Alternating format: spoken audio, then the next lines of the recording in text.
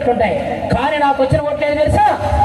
350 ఓట్లు ఆ రోజు నాకు వచ్చాయనే విషయాన్ని కూడా మీ అందరి దృష్టిలో పెడతా ఉన్నాను. దాని ప్రత్యేక సాక్షులు వేదిక మీద కేఎస్ గారు, మన మారుమూల శ్రీనివాస్ గారు అనే విషయాన్ని కూడా మీ అందరి దృష్టిలో పెడతా ఉన్నాను. అంటే ఆ రోజునే ఈ గ్రామంలో నన్ను అభిమానించే అత్యంత బుడ్డమైనటువంటి వ్యక్తిని చిన్న వయసులో 2013 7 సంవత్సరాల కిందట జరిగిన ఎలక్షన్లోనే ఈ గ్రామంలో 350 మంది నన్ను అభిమానించి రాజకీయంగా నాకు ఓటేశారంటే నాకు అనిపించింది ఈ సమాజంలో ఉద్యమాలు తప్ప వేరే సందర్భాలు కాదని ఆ రోజు నుంచి కూడా ఈ రోజు వరకు కూడా వదలలేదనే విషయాన్ని మేము దృష్టిలో పెడతా ఉన్నాం. అదే లోటస్ బండ్లో జంగా కృష్ణమూర్తి గారితో కలిసి జగన్మోహన్ రెడ్డి గారితో మాట్లాడిన తర్వాత కొంచెం ధైర్యం వచ్చింది. బీసీ గర్జన సభలో సంచార జాతుల గురించి ఇంతవరకు ఏ రాజకీయ నాయకుడు మాట్లాడేవాడు కాదు, మేము చూసేవాళ్ళం. ఎందుకంటే ఈ సందర్భంగా ఇంకో విషయాన్ని చెప్పాలా, వాస్తవంగా ఉద్యమాన్ని చేయాలనే ఆలోచన రావడానికి అన్న కారమన్ జీవరత్న గారు పరస పడిపోయింది రోడ్డు మీద ఎక్కడో. మా చిన్నారి గారు అబ్బాయి సాయాన్ని కుర్రోడు పట్టుకొచ్చుకుని ఆడుకుంటూ ఉంటే అందులో 2 ఫొటోస్ పాంప్లెట్ దొరికింది. పాంప్లెట్ చదివారు. ఏబిసిడి వర్గీకరణ ఎందుకు చేయాలి, ఏబిసిడి వర్గీకరణ చేస్తే ఏ వర్గాలకి న్యాయం జరుగుతుంది అనేది అందులో ఉంది.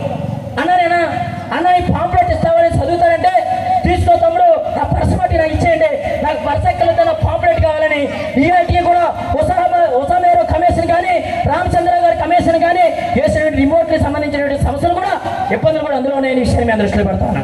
ఆ రోజున అన్న కారుమన్ జీవరత్న గారు గురుప్రసాద్ గారు పరిచయం చేయండి.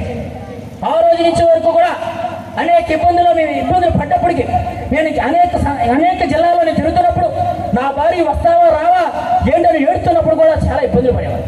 అన్నగా చిరాపడాను, ఎందుకన్నా నాకు ఉద్యమాలు ఎందుకు, ఈ కర్మ ఏంటి నాకంటే అన్నాడు అంబేద్కర్ గుర్తు చేసుకో అన్నాడు.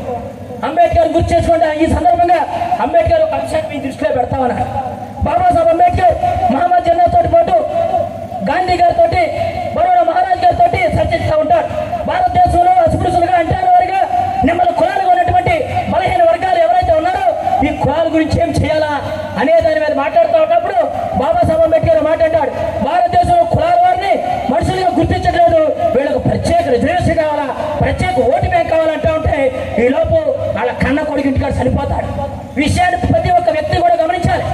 బాబాసాహెబ్ అంబేద్కర్ కొడుకు ఇంటిలో చచ్చిపోతే పిఏ చెప్తాడు, అంబేద్కర్ ఇంటికాడ కొడుకు చచ్చిపోయాడంటే సరిపోయాడా బతుకున్నాడు అని చెప్తాడు, సరిపోయాడని చెప్తాడు. సరిపోతే అంచుకెళ్ళి తప్ప నేను రెండో చేయడానికి అవకాశం కుదరదు. నేను ఇక్కడి నుంచి కనుక లభిస్తే ఈ భారతదేశంలో 60 వర్గాలు ఎవరైతే ఉన్నారో ఆ వర్గాలు కూడా నాశనం అయిపోతాయి. నేను నా కొడుకు అంచుకెళ్ళి తర్వాత చేసుకుంటే వ్యక్తే బాబాసాహెబ్ అంబేద్కర్ కాదనే విషయంగా దృష్టిలో పెడతాను. ఆ యొక్క అంశాన్ని గుర్తు చేస్తా ఉండేవాడు అన్న గురుప్రసాద్ గారు. అంటే ప్రతి ఒక్క వ్యక్తి ఆలోచించాలి, ఈ సమాజంలో బతుకుతా ఉన్నాం, పుడుతూ ఉన్నాం, కానీ పుడుతూ చనిపోతూ మన ఫ్యామిలీ మన కుటుంబ సభ్యులు కాక సమాజంలో అనేటువంటి పక్క వ్యక్తులు కూడా సోదరభావంతో ఆలోచించే పరిస్థితులని నేను ఇంకో సందర్భాన్ని కూడా ఫీల్ అయినా నేనేం చెప్పలేను. కానీ ఈ గ్రామం నుంచి చైర్మన్గా అనౌన్స్ అయిపోయి 2 ఏళ్ళే.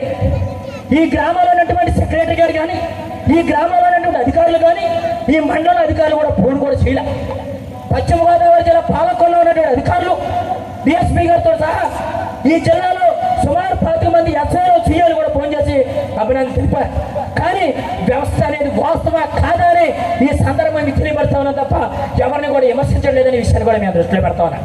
కులం అనేది ఈ సమాజంలో బలంగా ఉంది, కానీ ఆ వ్యవస్థ పోవాలంటే అన్న జగన్మోహన్ రెడ్డి గారు ఇవాళ బలహీన వర్గాలకి ఎవరైతే అనగానే వర్గాలు ఉన్నాయో ఆ వర్గాలకి కూడా పెద్దపేట వేస్తూ ఉన్నారు.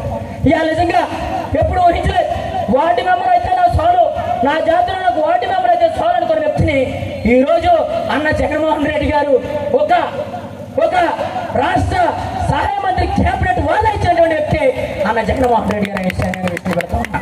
ఈ రోజున వేరే అర్హుడు కాదు, చైర్మన్గా ఆర్థిక వ్యవస్థ లేదు, ఈఐడి కూడా వర్షం వస్తూ ఉంటే మొన్న అన్న చెప్పి వంగలపూడి ఎస్ఐ గారితో పరకం కూడా ఎట్టింది. అంటే ఎందుకు జరుగుతా ఉంది, ఈ రాష్ట్రంలో కులాల మీద పనిచేస్తూ ఉంటే అనేక ఇబ్బందులు వచ్చినాయి.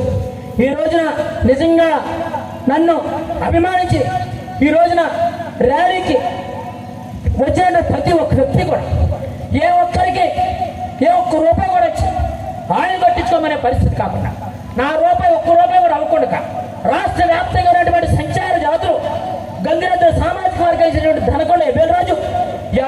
Motor cycle వేసుకొచ్చారు. ఇక తూర్పు గోదావరి జిల్లా నుండి మందుల కులస్తులు, పశ్చిమ గోదావరి జిల్లా నుండి మందుల కులస్తులు అనేక వందల మోటార్ సైకిల్, సొంత డబ్బులతో బాక్సులు పెట్టిన సొంత డబ్బులు, దండేసిన సొంత డబ్బులు, ప్రతి ఒక్క వ్యక్తి రక్తాన్ని చిందించి దాని యొక్క కష్ట ఫలితంగా ఈ సభ జరుగుతుందనే విషయాన్ని కూడా మేము దృష్టిలో పెడతాం. ఈ సభ వేరే డబ్బులు పెట్టి పిలిపిస్తాను అనుకుంటాను. ఏ ఒక్కరికి 100 రూపాయల ఒకవేళ అవసరం వస్తాయేమోనని 2 కళ్ళు లేనటువంటి వ్యక్తి 50,000 రూపాయలు కప్పిస్తాను తర్వాత పెట్టగలమంటే మన గంగిరెద్దుల మేస్త్రి అనే వ్యక్తి నాకు వద్దని చెప్తే 50,000 రూపాయలు మొన్న అకౌంట్కి వేశారు. 25,000 రూపాయలు అకౌంట్కి వేశారు. ఆ 25,000 రూపాయలు నేను రెడీగా పెట్టుకున్నాను. ఒకవేళ మిత్రులు ఏమైనా ఇబ్బంది పడతారేమోనని